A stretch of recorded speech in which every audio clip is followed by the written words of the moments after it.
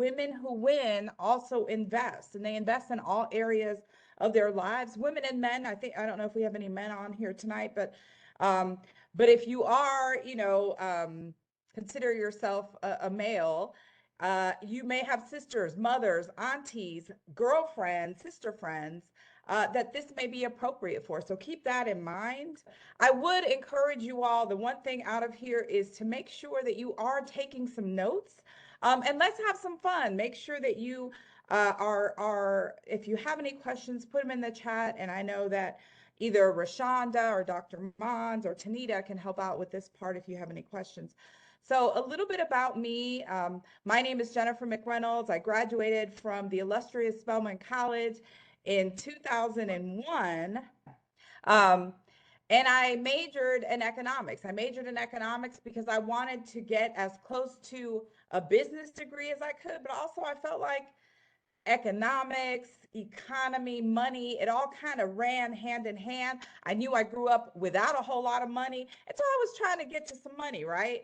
So while I was at Spelman, I got married in my sophomore year, and we launched a .com company, an internet company at the time, called Campus Direct Marketing and HBCU Direct, which really just sold collegiate merchandise from all the schools on one website, right? And so at the time that we launched it, it was in 1999, and there was not such a thing. I know many of you will not believe that, but it used to be where you could only get merchandise from your school at your school bookstore. And so we had the first website where you could buy all of that. We raised enough money to go out of business, but there was some great lessons there that were learned, right? After I graduated from Spelman, again, I was looking to get close to the money. I went to work on Wall Street and worked on the fixed income trading floor of a big Wall Street firm. So if you've ever watched any Wall Street movies and you've seen the people with the hand signals and yelling at each other, that's what I did. I absolutely loved it. I had a great experience, even though I was the only woman on my desk and the only person of color. I still had a great experience. I did that up until the mortgage crisis, right? The financial crisis of 2008.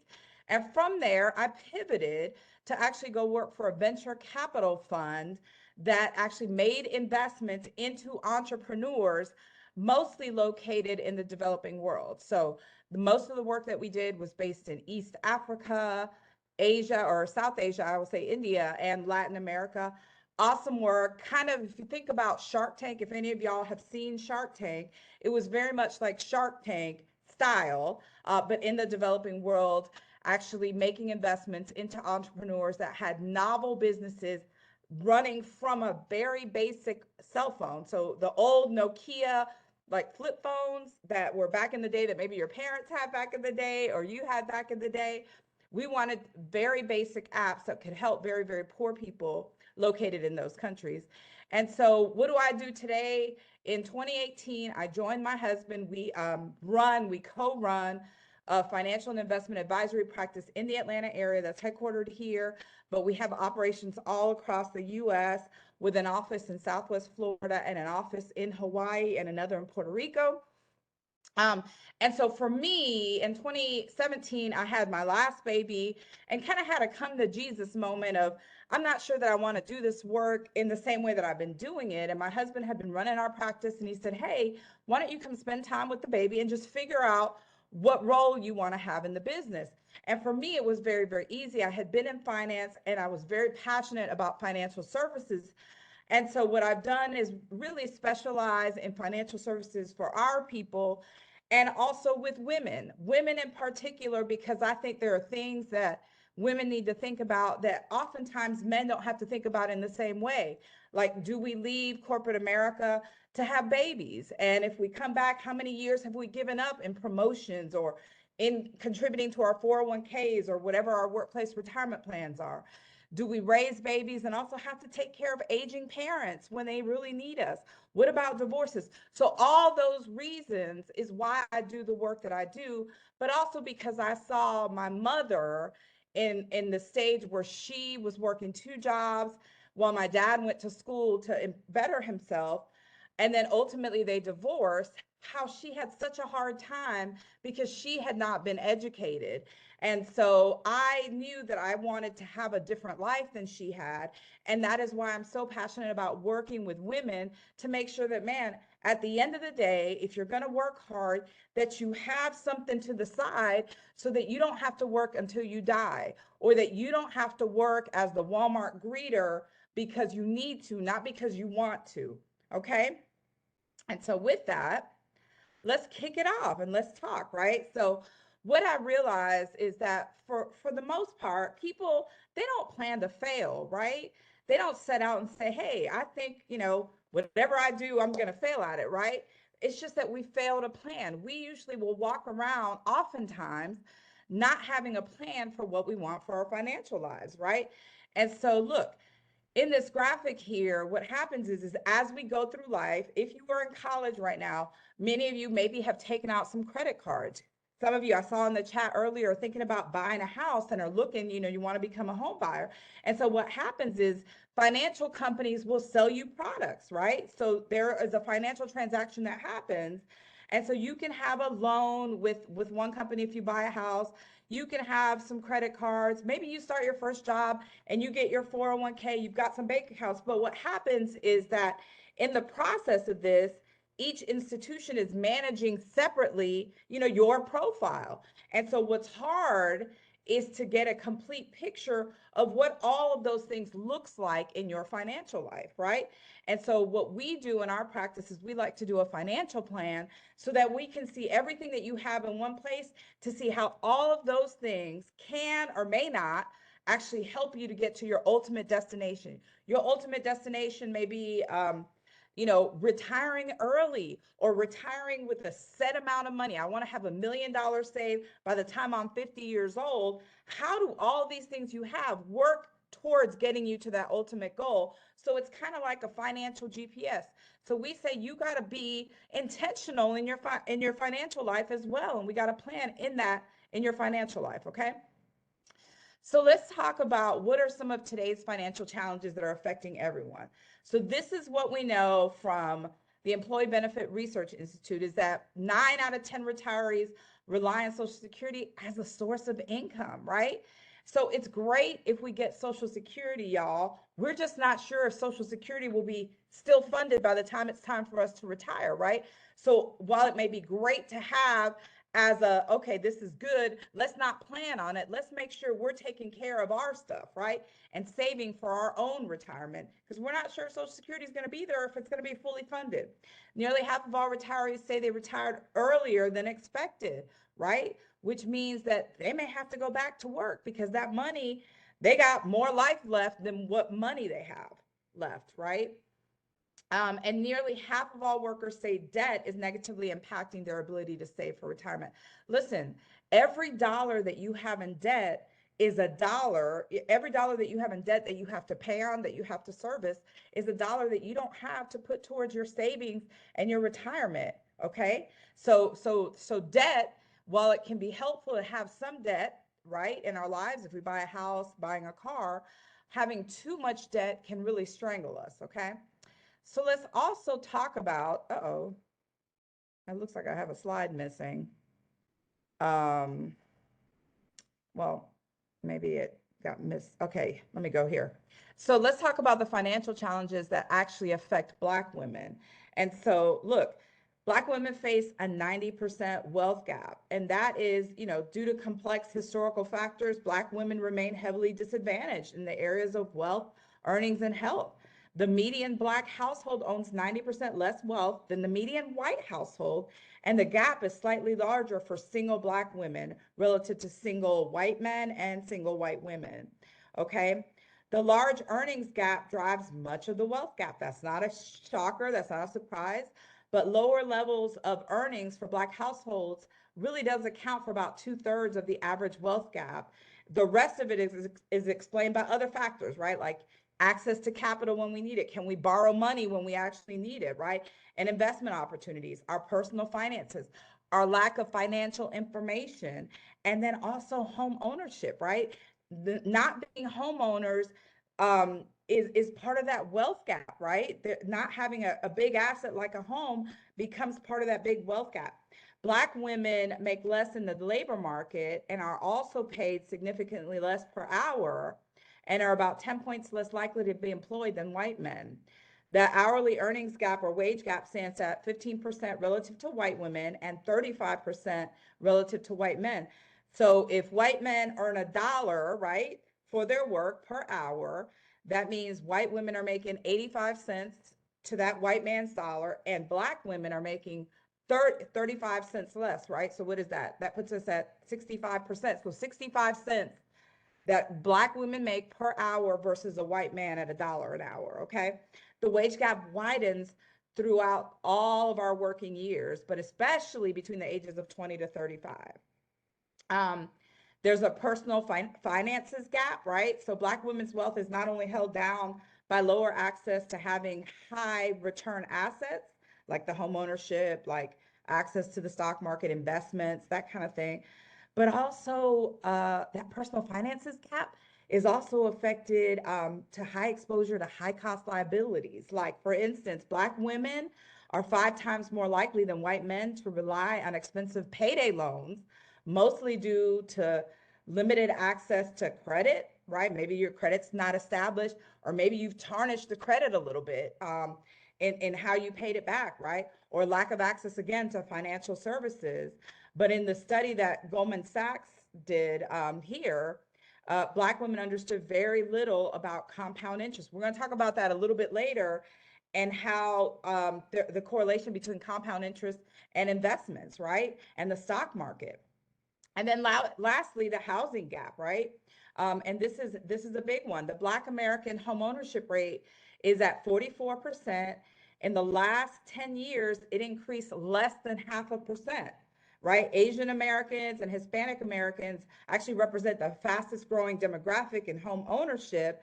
More than half of Black renter households, so now we're switching to renters, spend more than 30% of their income on rent, right?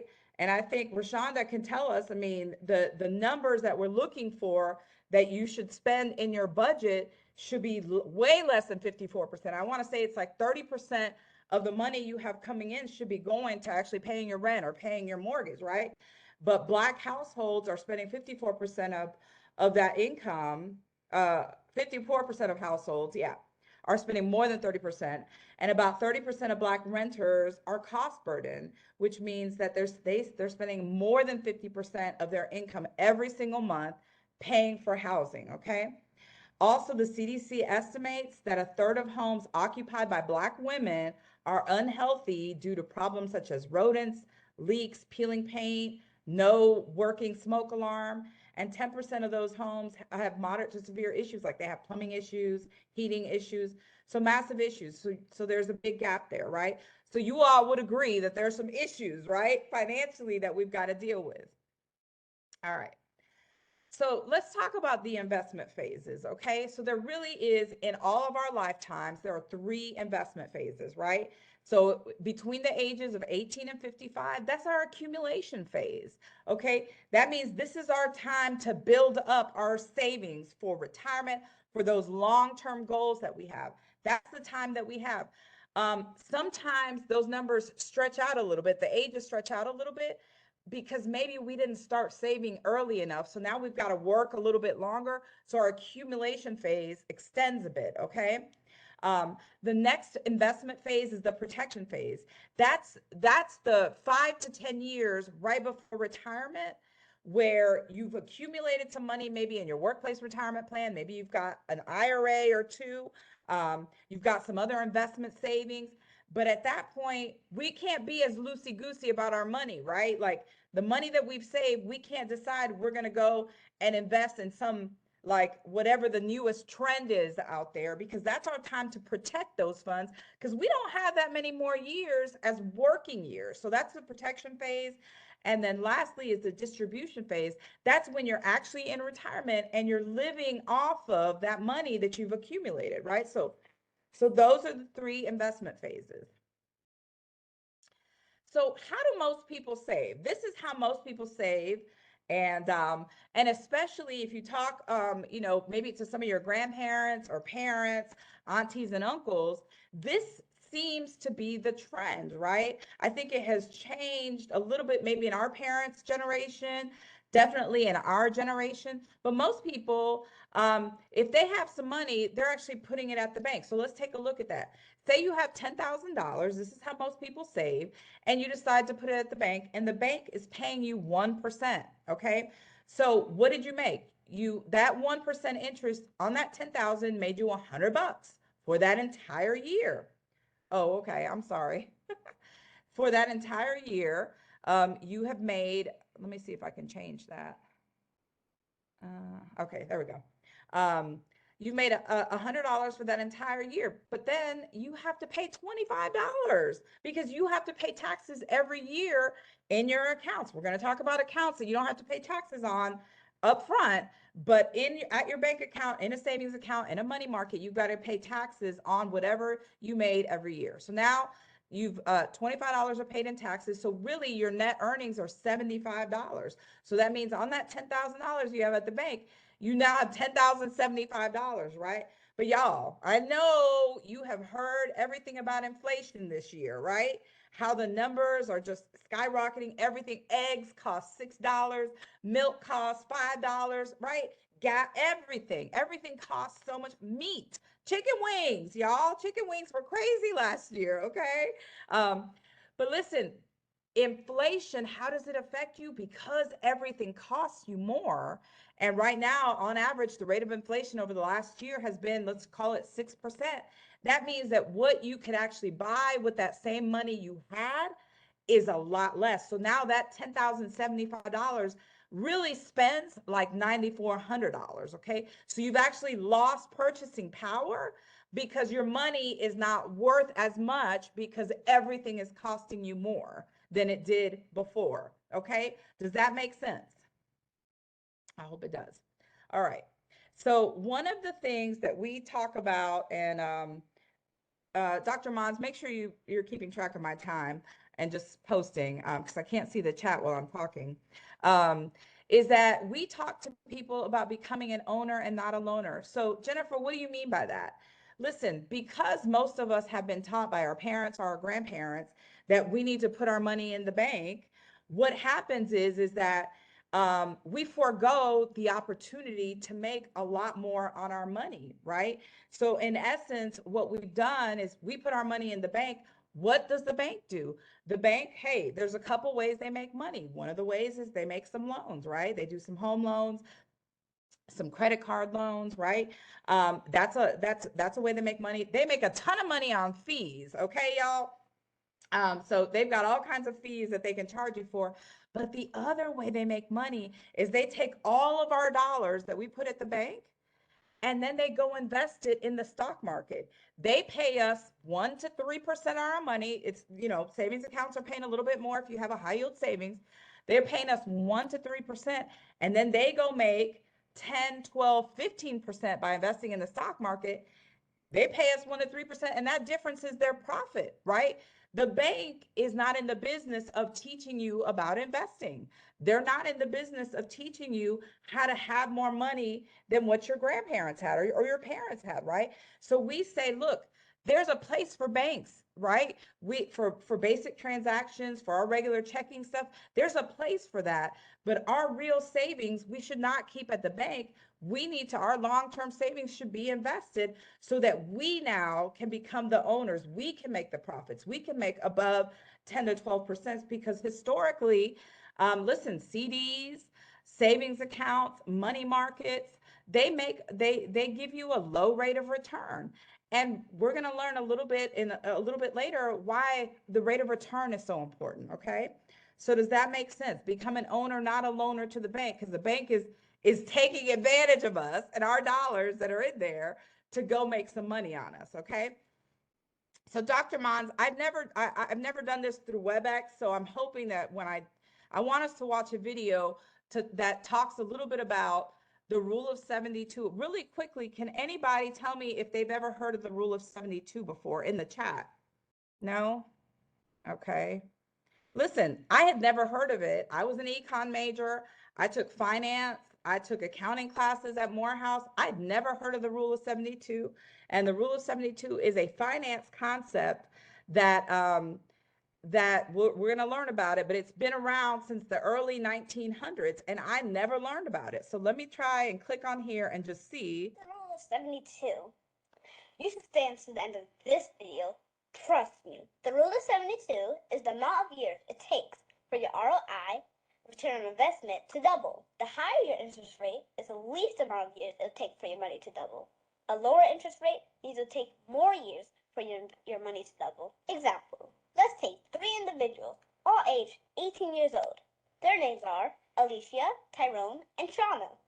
They are all working and have saved $10,000. Each have taken their money and invested it. Alicia has invested her money at an interest rate of 4% return. To know how long it will take to double her money, we must divide 72 by the interest rate of 4%. 72 divided by 4 equals 18. This means it will take 18 years for $10,000 to double. Let's look at how Alicia's money will grow and what her age is every 18 years. At 36 years old, her money will double to $20,000. By the time she is 54 years old, her money would have doubled to $40,000. And finally, at 72 years old, her money would have increased to $60,000. Unfortunately, Alicia will have to work a job even in her old age because $60,000 at 72 years old? That's not enough money to live on. Tyrone has invested his money at an interest rate of 6%. Again, we must divide 72 by the interest rate of 6. 72 divided by 6 equals 12. It will take 12 years for Tyrone's money to double. At 30 years old, Tyrone's money will double to $20,000. At 42 years old, his money will double to $40,000. At 54 years old, his money will double to $80,000. And by the time he is 66, his money will have doubled to $160,000. This is still not enough money to live on. Shauna has a higher interest rate of 12% return. 72 divided by 12 equals 6.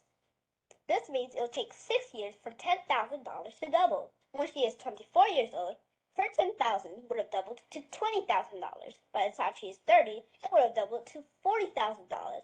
At 36 years old, her money would double to $80,000. By the time she is 42 years old, that initial $10,000 investment would have compounded to $160,000. At 48 years old, Shauna's investment would have increased to $320,000. At the early age of 54, Shauna can retire because her investment would have reached $640,000. As you can see, Shauna can retire at a younger age and doubles her money quicker every 6 years. Often, people think that saving money in a bank is the best way to build wealth, but leaving your money in the bank is a $600,000 mistake. Banks use the Rule of 72 to make money on the cash you leave in their banks. They take 12% and leave you with 4%. They earn $600,000 with your $10,000 and give you $40,000. You must get mad at your financial situation now, not tomorrow, because anything you need today, you should have started it 5 years ago. For your future to look bright, you need to put in the work today. Peace. Wow. I just love that little girl. I don't know who she is, but I love her. Mode. Ooh, here we go. So she talked about, I don't even know her name, but this little girl, talked about the rate of return is key, and the rate of return is key, y'all. Listen, it's not too late, okay? It's not too late, Jamie. There are things that we can still do. But listen, in investing, there's a couple of things, right, that we need to be aware of. Really, 3 things. One, when you start is important, right? Because that determines how much you have to save, right? The earlier you start, ultimately, you don't have to save as much monthly, right? Out of whatever money you have, you don't have to save as much. So that's number 1. Number 2 is how much you can save. That's usually determined by our budget, right? I like to say, hey, look, we need to make sure that we're increasing what we're saving automatically on an annual basis because we all intend to save more. Sometimes it doesn't happen because we get busy. And then number 3 is that is your rate of return matters, y'all. Everywhere we put our money doesn't equal the same return, the same interest rate that we get on our money, right? So this example here shows that $10,000 investment that we were talking about. If we invested it in some different assets, what would have happened, right? So if we had started, that's a 30-year period, right? Or 1991 to December of 2021, we had that $10,000, didn't put anything else, but we invested it in the stock market. The S&P 500 is the stock market. Over that time period from 1991 to 2021, the S&P returned 10.6%. So that means that 10,000 became $208,000. We didn't add anything more to it. We had it, we set it and forget it, and it became $208,000 because we invested in the stock market. But some of us invested in bonds. Bonds are not stocks. Bonds are loans to companies or government agencies or municipalities or corporations. We're giving them a loan and they're paying us back what we lent them plus some interest, right? So if you invested in bonds over that period, that 30-year period, your $10,000 became $46,000 at a 5.2%. 30-day treasury bills, those are bond-like instruments issued by the US government that their interest rate resets every 30 days. So every 30 days, it can go up or down by just, tenths of a percentage point, okay? Not a lot, but if you did that for 30 years, your 10,000 would have almost doubled, okay? But again, we have this thing called inflation. And if you just did that and it just almost doubled, then you had negative buying power, okay? So your return is so super important.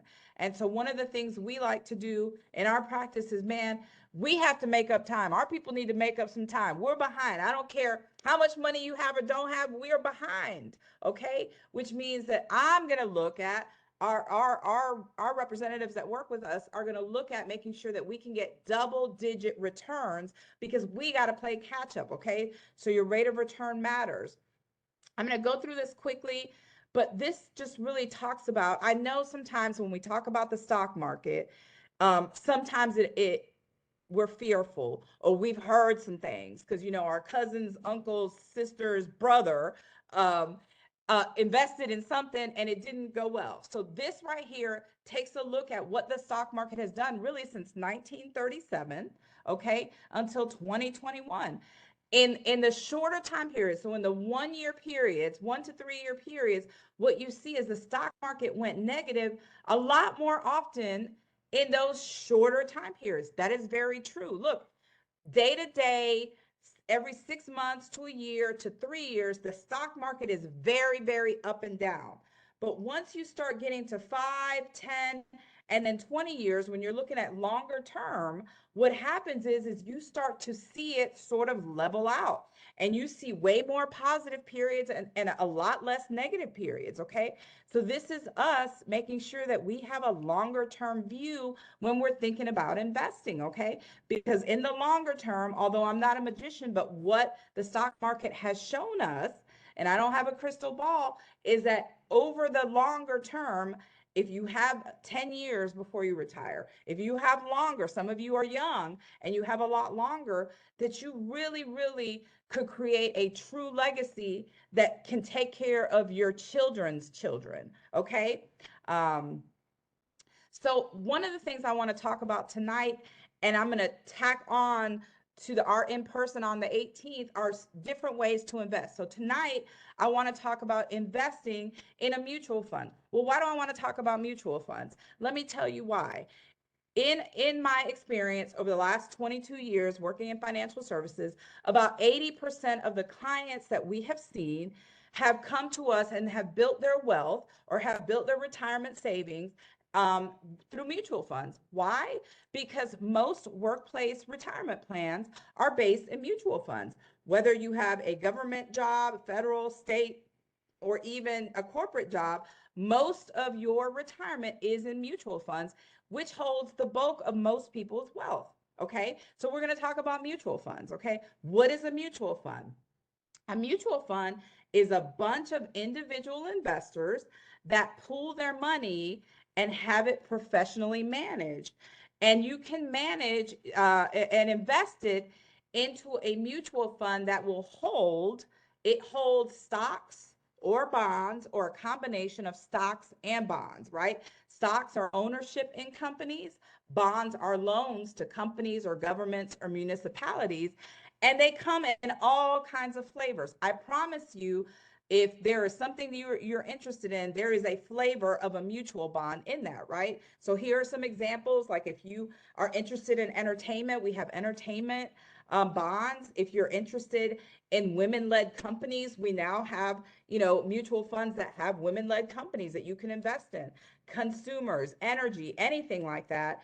And then the average mutual fund holds about 150 stocks in it, which is a really, really, really big deal. Why is it a big deal? Well, we're going to talk about that in just a second. But so how do mutual funds earn money? Well, this is how we earn money in mutual funds. Dividends. We earn money in dividends. Dividends is kind of like you own a stock or a mutual fund, and the companies in there, based on how they perform, right? In the early years, a lot of times companies, they reinvest the money that they have coming in to their business, right? But over time, as companies actually start to grow, they don't need to reinvest as much money back into the business, and a portion of those profits they now can distribute back to their investors, their shareholders, in the form of a dividend or a bonus that they pay out on a quarterly basis if they've done a good job. So it's like a little bonus they give you on a quarterly basis. That's one way you make money. Capital appreciation is another way you make money. Well, what is capital appreciation? That means you bought a mutual fund at $10 a share and it's now worth $20 a share. The difference is your capital appreciation, the difference in price from where you buy low and you sell high. That's the capital appreciation. And sometimes people get these confused. Capital gains is actually when you go to sell, that's the taxes on that gain that you made. So that's the taxation on the appreciation that you've had, okay? And so those are the ways that you make money on a mutual fund. So why own a mutual fund? Let's talk about that. One, you have professional money managers. So you have people that have been, I'm like a matchmaker. When my clients come to me, I'm matching them up based on a few different things, their goals, their dreams, their risk tolerance, how much money they have, and I match them with their investments to some professional money managers who their whole entire job 10 to 12 hours a day is finding the best investments for you, and they're managing these mutual funds, okay? So this is what these people do for a living. Man, I told you the average mutual fund holds about 150 stocks in it. There's instant diversification of assets. That's a big deal because whatever your budget is, you can buy in and have instant diversification in a mutual fund versus having to have, $250 for one share of Apple, let's say, right? You actually get instant diversification. There's growth potential, right? Because there's all kinds of different flavors of mutual funds, some that have a lot of growth potential, some that have medium growth potential, and some, when you're just wanting to be kind of conservative, have a little bit of growth potential. So again, all kinds of flavors. They're affordable because whatever your budget is, with us, you can start off with as little as $50 a month, just for instance, with our clients. And then you can go up to anyone that has, $50 million or more. And everything in between. So it's affordable at whatever your budget is. And then they're completely liquid, which means you're not tying up your money for, like a CD for 5 years. If you need to access your money within 24 to 72 hours, your money can be transferred into your bank account. So they're completely liquid, okay? So let's see. Oh, it's pop quiz time, okay? So hopefully I talked about you all should be taking notes. So whoever is still with us here, I have a little bit of a pop quiz. So if you all, this is going to involve you sharing in the chat. And so the first person who gets the right answer will actually get a $25 gift card to Amazon, okay? So here we go, pop quiz. What are the 3 investment phases? So I talked about the investment phases. That was one of the first like 5 slides that we talked about. What are those 3 investment phases? If you can list all 3 of them in the chat, the first person that gets them right will get a $25 Amazon gift card that I'll email over to you at the end of our session. So Dwan, when you get a chance, please send over in the chat your email so that we can go ahead and get that out to you. So yes, that's absolutely right. The accumulation, the protection, and the distribution phase. So let's talk about some wealth building concepts, right? And so look, this is super, super important. We talked about the accumulation phase, right? So if you're between 18 and 55, those are really your growth years, right? Those are the years that we have to accumulate. So what is an appropriate type of investment into a mutual fund? It would be either an aggressive growth fund or a growth fund, right? Just depending on how much risk you want to take. A growth fund invests primarily in common stock, just stocks of companies, of well-established companies. And this type of fund may invest for long-term capital gains, but it's not intended for an investor who's looking for income.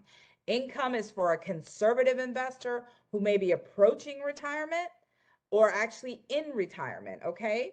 And so, yeah, something growth and risky would not be appropriate for someone that's really close to retirement or in retirement. An income fund would be more appropriate for someone that is in that stage, right? That is in that protection or preservation stage that Dwan mentioned. An income fund that's going to kick off some interest, but it's going to be a little bit more conservative. It's going to be maybe averaging anywhere between 2 to 5% a year as we approach retirement, right? We want to make something, but we certainly don't want to play with what the stock market is doing when we're getting close to that retirement, okay? So you're going to be looking at an income fund is going to contain debt or bonds, right, of corporations, government, municipalities. We talked about that. And then the other thing that we can do to also make sure that we are still earning, what we've learned is we used to say that as you get to retirement, we need to be totally, totally conservative. But what we're finding now is that because of health innovations and because of medicine, they're keeping us alive a lot longer, which means our money needs to last a lot longer, right? Because we're finding that people are running out of money. And so having a balanced fund, which has some stocks and some bonds, is really, really important to make sure that we don't outlive or our money doesn't get away from us before it's our time to go. And so combining in those later years income funds and balance funds is very, very helpful. Balance fund, again, contains both stocks and bonds to give us more balance in our portfolio. All right. So this is a quick example of, look, a fund. This is a growth fund. So I just wanted to show you a company called Franklin Templeton. This fund is looking for capital appreciation. That means they're looking for companies that they find that are maybe undervalued, but are leaders in their industry, right? That are maybe selling for a lot less than what their actual value should be, and that the manager wants to buy and hold for that capital appreciation. So a couple things. All mutual funds have what they call a fact sheet. They give you all the information on mutual funds. One of the things that I love to look at is what is the inception date, right? When was that fund created? I like to look at funds that have more than 10 years of history, because in at least 10 years, you would have seen the stock market go up, the stock market go down, the stock market be even, right? And I want to see that. I don't want a new fund that has no real history and I don't know how the managers are going to perform. I want to know this fund's been around since 1948. And since 1948, the return has been 10.7% since 1948. That's a big deal. That means double-digit returns for a prolonged period of time. I like that. So let's take a look. Let's say your parents just found out about this fund, and this, even though it was created in 1948, in 1970, they decided, hey, I'm going to start investing some money in this fund, and I'm going to do it for the next 35 years until I retire, right? So for the cost of a $5 Starbucks a day, $150 a month, a pack means a pre-authorized monthly checking. So just every month, that means that over that 35 years, you yourself would have contributed $63,000 to that fund, okay? And then you retired, or your parents retired. And in 2006, they said, you know what? I need to start pulling some money out from my retirement. So from 2006 to 2021, for the next 15 years, they decided they're going to pull money out. They're going to pull out $35,000 a year. Hold on, Jen. You told me I put in 63,000 and I'm pulling out $35,000 a year for the next 15 years, which equals 560,000. So how much is left in there? There can't be anything left in there if I only put 63,000. Well, guess what? You still have another $1.4 million left. This is the power of compound interest. This is the power of knowing the rule of 72 and how it can work for you if you are actually getting double-digit returns on your money, okay? Because your rate of return is king. One more quick example. For the cost of a number one at McDonald's, okay? Same time period, parents worked until they retired. They invested a Big Mac a day every month, right? $230 a month. Total invested is $96,000. They want to pull out $50,000 a year for the next 15 years, which equals 800. I put in less than 100, and I've now gotten 800 back. Is there still a balance? And there's still a balance. There is still a balance of 2.3 million, y'all. That is a big, big deal of why we need to make sure we're getting double-digit returns, okay? So, okay. So when you all, whoever's left here, that's right, delayed gratification, absolutely. Systematic investing, right? So here are an example of two investors. Quickly in the chat, would you rather be investor A, who's in a rising market, or investor B? They're both investing $100 a month. Tell me which investor you would like to be. Investor A, okay, what else? Who else? Investor A or investor B? All right, that's the wrong answer. Yes, Jamie, investor B, and I'm so glad you say it. Yes, Dr. Monds, most people choose A because they see that the market is going up. So let's talk about that and why the different markets matter, okay? So in this example right here, this is you systematically committing to investing whether the stock market is up or down so that we can dollar cost average. Well, what does that mean? Look, each of these investors, investor A and investor B, has $100 that they are investing, right? So they're investing $100 a month. And so what happens is you see in month one, investor A, their $100 is actually buying them 10 shares, right? In month two, you see that the price per share has gone up, right? So each month that price per share is going up, which means that the number of shares you're actually buying has gone down. This is the rising market, okay? So now at the end of this 6-month period, investor A has accumulated 42 shares. Investor B, he came into the market, or she came into the market kind of like we had in 2022. It went up and then it went down, right? But investor B continued to invest because they had a long-term thinking cap on, right? And said, I'm committed to this $100 a month. So you see that in month one, they bought 10 shares. Month two, the price is down because the market is down, but they now have bought more shares. So at the end of the 6 month, they've now accumulated 126 shares. But guess what happens? What happens is when the market begins to turn around, you now own more shares that are valued at a higher dollar amount, which is why it's super important to invest with your goals and not with what's going on currently in the market, okay?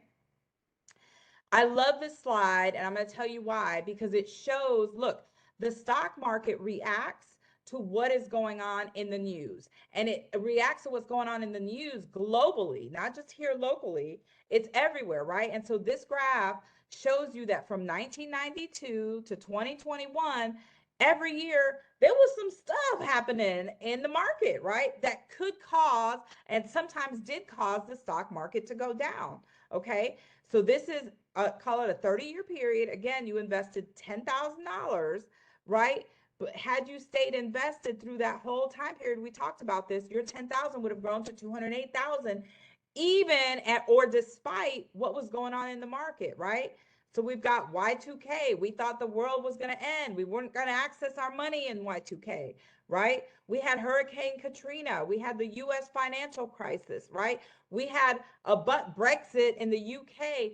We had COVID happen in 2020. What is one thing you notice if you look at the totality from 1992 to 2021? What's something you notice in this graph? Just one thing. Anybody? Yes, up, up, up. That even despite everything that was going on an annual basis in the world, that in 2021 the stock market is still valued a lot higher than where we were when we captured it in 1992. So that even with all the stuff that happened, you can still make money because you need to be focused on what your goals are and not what's going on in the news, right?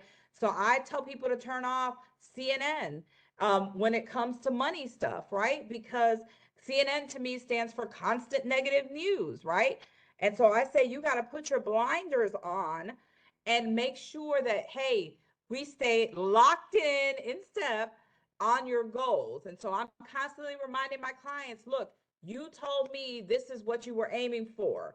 You wanted $1 million by the age of 50. We're not there yet. So we got to stay focused on that, right? So look, it's stuff that's going to happen that will affect it. Again, this shows it a little bit better. It's a little bit more clear where you see what the stock market value is on the top line and what it actually returned in percentage, right? What the interest rate was that it returned. And again, this is over that same time period. But you see that if you did it and you stayed invested, despite what happened, you made money, okay? You got a double-digit return. This slide here, I love it because people sometimes, listen, I love social media. I love social media. I love Instagram. I love Facebook. I love TikTok. What I don't love about those platforms is that sometimes you get people on there that are like, girl, you need to be investing in this, in these options.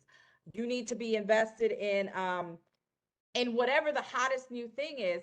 What that doesn't, for someone that's an investment advisor, what that doesn't take into account is what's that person's risk tolerance is. Is this an appropriate investor for this person? Are they close to retirement, right? And so what this does here, a lot of people try to pick what's going to be hot. We don't know what's going to be hot, but this graph shows you that what's hot can change year to year, the type of things you can invest in, okay? We'll talk about this more on March 18th, so you got to be there. But what are the types of assets you can invest in, okay? I'm going to click through that.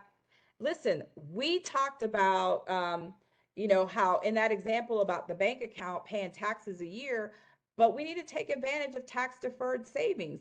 Where can you invest and not have to pay taxes up front? Usually that is going to come in the form of an IRA, right? An individual retirement account.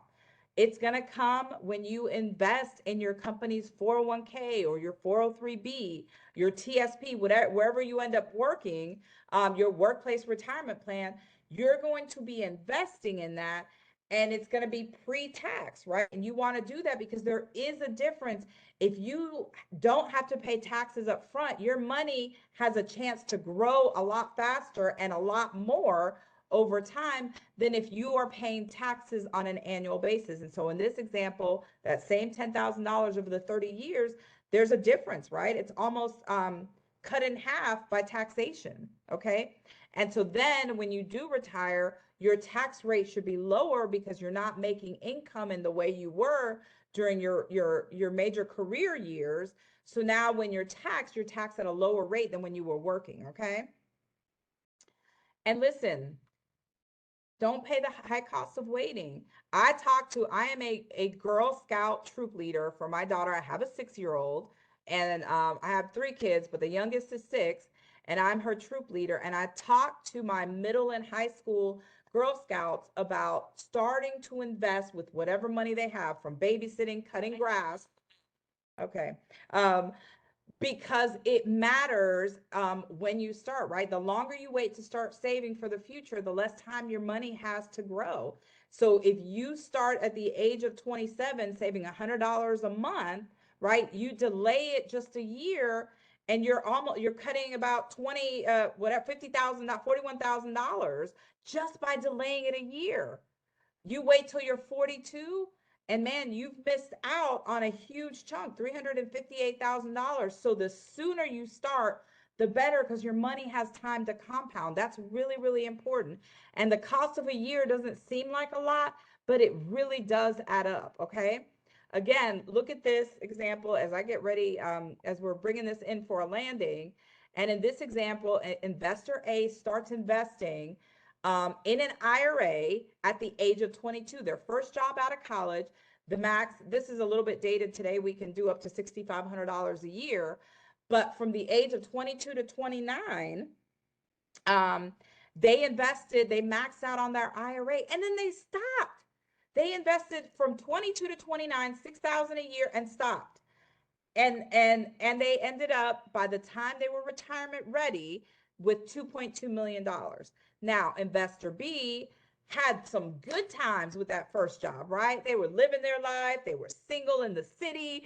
They were partying, right? They were doing what a lot of us have done, right? With our lives. And they started contributing to their workplace retirement plan at the age of 30. They thought that was a good year to start. But now they've got to invest from the age of 30 until they retire at the age of 67. And look at that. They're maxing out their IRA every year, but they still don't have the same amount that the 22-year-old, the person who started at 22 and invested for the next, 7 years, ended up with. So when you start matters, okay? And listen, I'm not here to make you feel bad at all if you haven't started yet, because I believe that, hey, you just have to recognize where you are and then be intentional about getting better. So don't ever let anybody make you feel bad, but be intentional about making sure that you do start, okay? What type of investor are you? Are you conservative? Are you moderate? Are you aggressive? Look, if you're between the ages of 20 and 50, I think, especially us, we need to be kind of aggressive, okay? Because we do need to make up for some time. If you're in that 50 to 60, right before retirement, we need to start switching to moderate. And then if you're in retirement, we need to be conservative, okay? Because the higher risk that you take equals a higher reward, but also it's what you can stomach too. So I make sure that, we kind of find a good balance of, hey, I want to push you to make some money, but I don't want to make you, your stomach turn every time you look at your statement, okay? So we find a happy median. I'm gonna just go through that because we just covered that. So listen, we've got to make sure that we prioritize ourselves, that sometimes making sure that we do all the things that we deserve is that also we put ourselves at the head of the line. And that is one of the things my grandparents always did before they paid any bills, is that they put some money in savings or invested it, okay? So pay yourself first, treat yourself as a bill. The next thing is we got to talk about making sure that you have 3 different accounts. Every single person needs to have 3 different accounts. An emergency fund, it's not if, but when an emergency is coming your way, right? A short-term savings. Short-term savings is to maybe save for a car you want to pay in cash, or a down payment on a house. That's super important. You want to do a short-term savings or investment account. And then your wealth building account, that should be your 3rd account. Those are your retirement accounts, or if you have kids, their college savings accounts, okay? So those are the 3 accounts we talked about, right? Your emergency fund should be in like a high yield savings or a money market. Your short term is going to be something like, for you to save for a down payment on a house, we're going to do either, depending on how much time you have, if you have 5 years, a balanced fund. But if you have less than that, we're going to do like a municipal bond fund or some intermediate fund to make sure that we can make a little bit more than maybe a high yield savings account, but not play with the money because we need it in maybe 18 months to 3 years, okay? And then your wealth building accounts, where we can be a little bit more aggressive if you have the time. So what's the breakdown? 50% of your budget should go into your emergency account. Look, that's really important, y'all. It's so many people that can't access money when they really need it, okay? Then 25% into your short term and 25% into your wealth building account. So if you have a $200 budget, that's how it breaks down, okay? Saving for your down payment. Okay, y'all. So we're going to be saving for a down payment. So tell me really quickly, what type of account is appropriate if we want to have a down payment on a house in the next 18 months to 3 years? What type of account can we save our money in? Just really quickly, something short, like what? Of those accounts, types of accounts listed, where should we be? So we say short, high yield savings. Okay, good. I saw someone say aggressive. Okay, this is, here we go. The highlighted ones are really, if you need the money in that shorter time period, 18 months to 3 years, then it should only go into a high yield savings. That's guaranteed. A money market fund is pretty much like a high yield savings, maybe pays you a little bit more, or an income bond fund if you need it under 3 years. Okay, you don't want to be aggressive because you could have a bad year and not have the money. Okay, so you want to make sure the money is going to be there. Those are the types of accounts. So look, we got to learn to invest. I want to help you with that, right? Pay yourself first and set up those 3 accounts. We got to pay off debt, because whatever debt you have, we take away from the ability to save. Okay, and then the last thing is, I have one final exercise as we bring this in for a landing. So this is super important. We're going to utilize the chat function again, but I want you all to calculate what the down payments are. Okay, so here we go. Jamal and Tisha were just pre-approved for a conventional home loan of up to $265,000. They would like to save towards a 20% down payment on the house over the next 18 months. They want to avoid paying private mortgage insurance. That's not important in here, okay? But they want 20% over the next 18 months. Tisha's dad mentioned that if they could save half of that down payment over that 18 months, he would match the other half of the down payment, okay? So, in the chat, how much do Jamal and Tisha, how much is the total down payment if they use that full $265,000? I have another $25 Target gift card to give away, okay? How much is their total down payment? Hold on, it's 3 parts. I'm sorry. Collect yourself. How much is their total down payment? And how much a month do they need to save to get dad's matching gift? And then how much will Tisha's dad contribute as a matching down payment? So there's the 3 parts to this answer, right?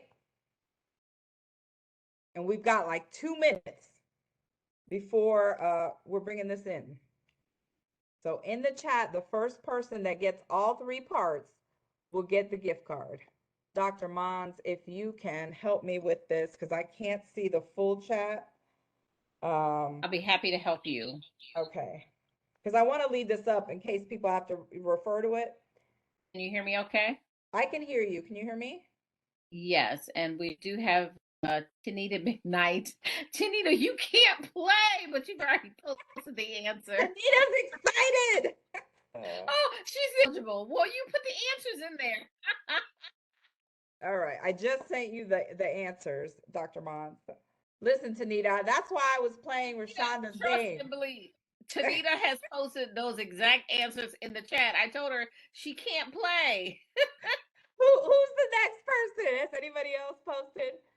No, no one else did, because that's the answer. Nobody put anything else in there. So we're gonna have to. What we'll do, Jennifer, is do the wheel for the second gift card. That's fine. That's okay. Yeah. Let me pull it back up. But Tanita, your answers are correct. Thank you, Tanita. Okay. Did we Dewan started it? She Dewan Austin had started putting it in, and you added those other 2 questions. I know. I saw Dewan come in, which is why I was like, hold on. But that was good. Okay. Do we need to remove anybody from here? He makes 3. Gary is 5, and Tonda is 6. And I think you have everyone correct. So if you could spin the wheel, that'd be great. All right, here we go. Okay. So Dewan. So this is my only thing. Dewan won the first gift card. I'm happy to give Dewan the second gift card as well, unless Dr. Monds, you feel like we just need to respin, just to be fair to some of the other attendees. So you know what? I think it would behoove us to respin, Okay. just because you're correct. She did win the first $25 gift card, I think that would be just a good opportunity, particularly since we have several people who have stayed the entire Sure. 3 hours with us as well. Sure. Thank you. All right. So here Thanks, we go. Dewan. Thank you, Dewan. Oh my God, that's funny because I think Tonda won as well. So do we want to remove those two names? Just This to be is what fair? we're gonna, since Tonda won Okay. earlier and Dewan won earlier, you need to take their names off the spin. Okay. Yeah, that's funny. But we There we go. appreciate you all so, so much. Okay. Here we go. Yes, The yes, yes, last yes. 3 times the charm. 3 times the charm. So we just have 4 names. That's funny. Alrighty. Jamie Green. Okay, we got a winner. Jamie, please drop your email in the chat. And I will send you that Target gift card. All right.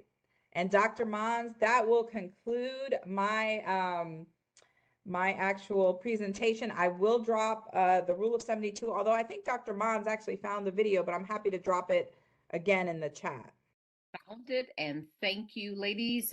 Those of you who are with us, let's give our second presenter, Jennifer McReynolds, a round of applause. It was fantastic. You can do it virtually, or you can do it in unmute yourself. That would be fine. And as well, let's give also Rashonda Muldrow a round of applause. Everyone, fantastic presentations. And so we want to say thank you. We're going to close up this for the simply say thank you for sharing this moment with us. Yes, if you can come off camera, that would be great. I will come off camera as well. What I was doing was hopefully, I think I'm sharing my screen. Am I sharing the screen? Just a friendly reminder to please, please, please take a moment to complete the or scan the QR code so that we can get you to complete the evaluation. And again, thank you all if you are still with us. The other thing we want to do is again remind you on March 18th we will come together physically, and so we are going to do again another registration to make sure that we have a full house. So that's our goal. So I'm going to stop sharing.